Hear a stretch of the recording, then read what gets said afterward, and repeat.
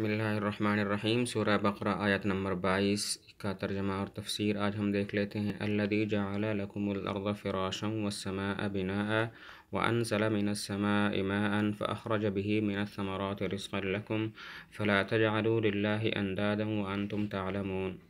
ترجمہ: وہ رب کہ جس نے بنایا لکم الارض تمہارے لیے زمین کو، فراشاً بچھونا، والسماء بناء اور آسمان کو چھت، وَأَنزَلَ اور اتارا من السماء آسمان سے، ماءً پانی، فَأَخْرَجَ بِهِ پس نکالا اس پانی کے ذریعے، من الثمرات رزقا لکم پھل تمہارے لیے رزق کے طور پر، فلا تجعلوا پس مت بناؤ، للہ اللہ کے لیے، انداداً شریک، وانتم تعلمون حالانکہ تم جانتے ہو۔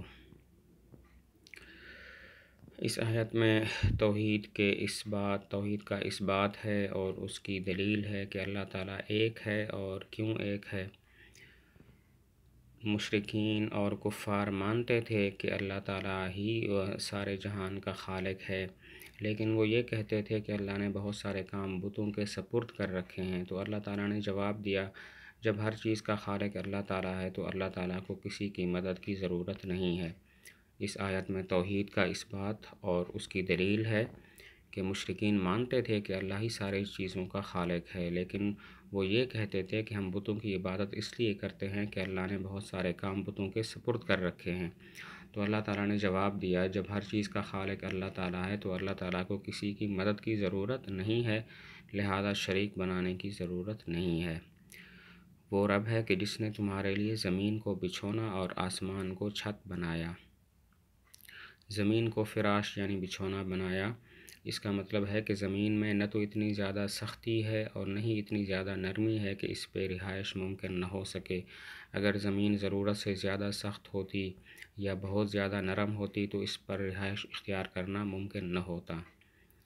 زمین کو بچھونا بنانے کا مطلب ہے نہ تو بہت زیادہ سخت ہے نہ بہت زیادہ نرم ہے۔ اگر بہت زیادہ سخت ہوتی یا بہت زیادہ نرم ہوتی تو اس پر رہائش اختیار کرنا ممکن نہ ہوتا۔ آسمان کو چھت بنانے کا مطلب ہے آسمان کا خیمہ تان دیا لوگوں کے اوپر۔ اس میں اختلاف ہے کہ زمین افضل ہے یا آسمان افضل ہے۔ بعض فرماتے ہیں آسمان افضل ہے۔ چند دلیلیں ہیں۔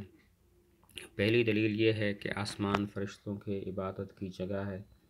دوسری دلیل یہ ہے کہ اللہ تعالیٰ نے آسمان کے بارے میں کچھ باتیں ارشاد فرمائی ہیں جو زمین کے بارے میں نہیں فرمائیں۔ مثلاً فرمایا وَجَعَلْنَا السَّمَاءَ سَقْفًا مَحْفُوظًا، آسمان کو ایک محفوظ چھت ہم نے بنایا ہے۔ اسی طرح اللہ تعالیٰ نے ایک اور آیت میں ارشاد فرمایا کہ اس میں بروج ہیں اور ہم نے اس کو مزین کر دیا ہے ستاروں کے ساتھ۔ تو آسمان کے بارے میں ایسی باتیں ارشاد فرمائی ہیں، زمین کے بارے میں نہیں فرمائیں۔ جو حضرات فرماتے ہیں کہ زمین افضل ہے، ان کی بھی چند دلیلیں ہیں۔ پہلی دلیل یہ ہے کہ اللہ تعالیٰ نے زمین کو عزت بخشی ہے، چنانچہ ایک حدیث کے مطابق حضور صلی اللہ علیہ وسلم نے ارشاد فرمایا ساری زمین کو میرے لیے مسجد بنا دیا گیا۔ دوسری دلیل یہ ہے کہ اللہ نے زمین سے انبیاء کو پیدا کیا جبکہ آسمان سے کچھ پیدا نہیں کیا۔ اور تیسری دلیل یہ ہے کہ زمین کے بارے میں بھی کچھ ایسی باتیں ارشاد فرمائی ہیں جو آسمان کے بارے میں نہیں ہیں۔ مثلاً فرمایا فی البقعۃ المبارکۃ، فی البقعۃ مبارکۃ، اور اسی طرح اس ایک آیت میں ہے ان اول بیت وضع للناس للذی ببکۃ مبارکا، زمین کا ایک حصہ مکہ اس کو برکت والا قرار دیا ہے۔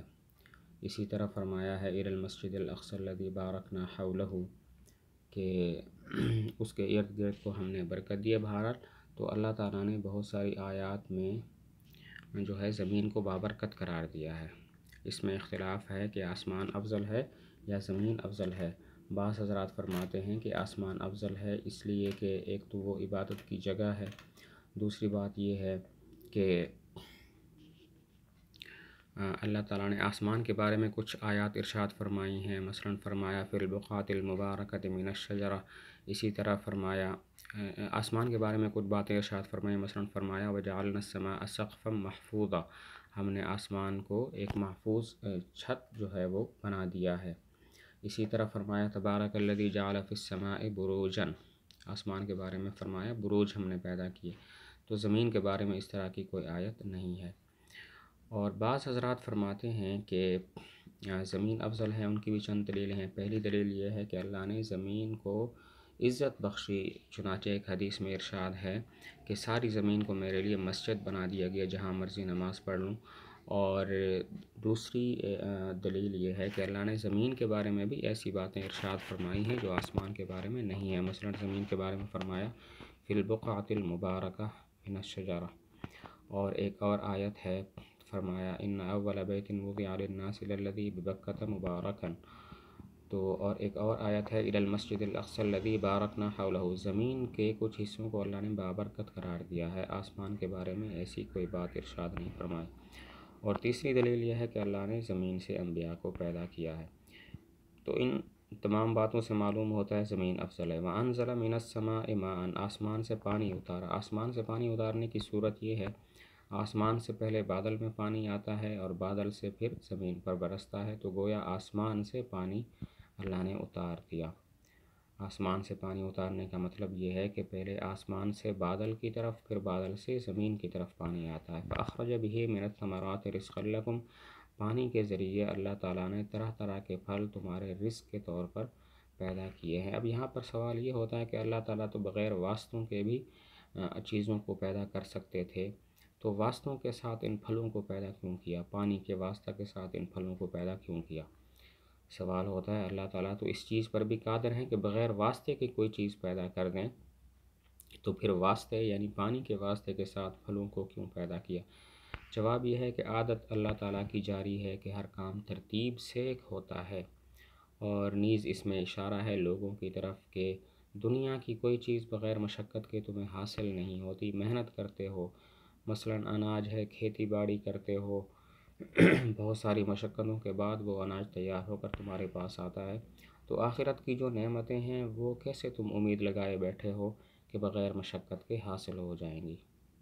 جواب یہ ہے اگرچہ اللہ تعالیٰ قادر ہے، لیکن اللہ کی عادت جاری ہے کہ ہر کام ترتیب سے ہوتا ہے، اور نیز اشارہ ہے کہ دنیا کی چیزیں بغیر مشقت کے حاصل نہیں ہوتی۔ اناج، پھل وغیرہ مشقت کرتے ہو، پھر کہیں جا کے تیار ہو کے تمہارے پاس آتی ہیں، تو آخرت کی نعمتوں کے بارے میں تم نے کیسے امید لگا لی کہ بغیر مشقت کے تمہیں حاصل ہو جائیں گی؟ فلا تجعلوا للہ اندادا وانتم تعلمون، اللہ کے لیے انداد مت بناؤ۔ اس کے دو مطلب ہیں، نمبر ایک اللہ کے شریک مت بناؤ، نمبر دو اس کا معنی ہے اللہ کی ضد اور مثل مت بناؤ۔ انداد ندن کی جمع ہے بمعنی ضد اور مثل، اللہ کی مثل کسی کو مت ٹھہراؤ۔ سوال ہوتا ہے کہ مشرکین تو اللہ کی کوئی مثل نہیں مانتے تھے، ان سے جب پوچھا جاتا آسمان و زمین کو کس نے پیدا کیا تو وہ کہہ دیتے اللہ نے پیدا کیا، تو وہ تو اللہ کے مقابلے میں کسی چیز کو اتنا طاقتور نہیں سمجھتے تھے جتنا کہ اللہ کو طاقتور سمجھتے تھے۔ پھر اللہ تعالیٰ نے انہیں کیسے منع فرمایا کہ اللہ کے لیے ضد اور مثل مت بناؤ؟ سوال یہ ہے کہ مشرکین اللہ کی ضد اور مثل نہیں مانتے تھے، وہ نہیں کہتے تھے کہ کوئی چیز اللہ کے ہمسر اور برابر ہے قوت میں۔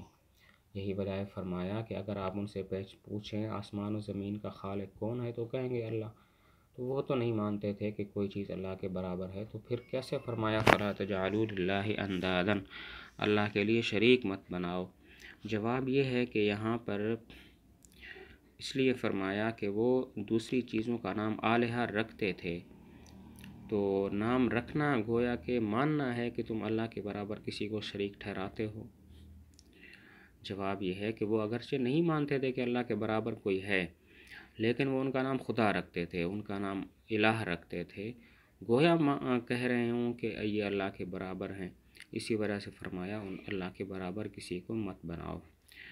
وَأَنْتُمْ تَعْلَمُونَ، حالانکہ تم جانتے ہو۔ تعلمون لازم ہے یا متعدی ہے؟ یہ لازم ہے یعنی مفعول کا تقاضا نہیں کرتا، تو پھر مطلب یہ ہوگا کہ تم اہل عقل و دانش ہو، تم عقل رکھنے والے ہو، تھوڑا سا بھی غور کرو تو پتہ چل جائے گا یہ غلط ہے، اللہ کے ماں سوا کسی کی عبادت کرنا غلط ہے۔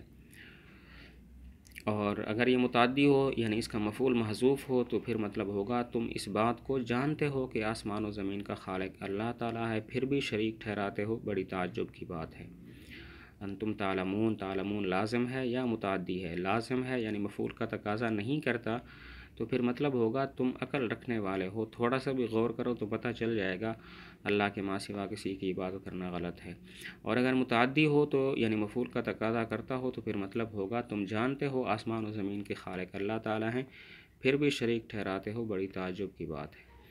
ترجمہ ایک دفعہ پھر کر لیتے ہیں۔ الذی، وہ رب، جعل، جس نے بنایا، لکم الارض، تمہارے لیے زمین کو، فراشن، بچھونا، والسماء، بناء، اور آسمان کو چھت، وانزل من السماء، اور اتارا آسمان سے، ماء، پانی، فاخرج به من الثمرات، پس نکالا اس پانی کے ذریعے پھل، رزقا لکم، تمہارے لیے رزق کے طور پر، فلا تجعلوا، پس مت بناؤ، للہ، اللہ کے لیے، اندادن، شریک، وانتم تعلمون، حالانکہ تم جانتے ہو۔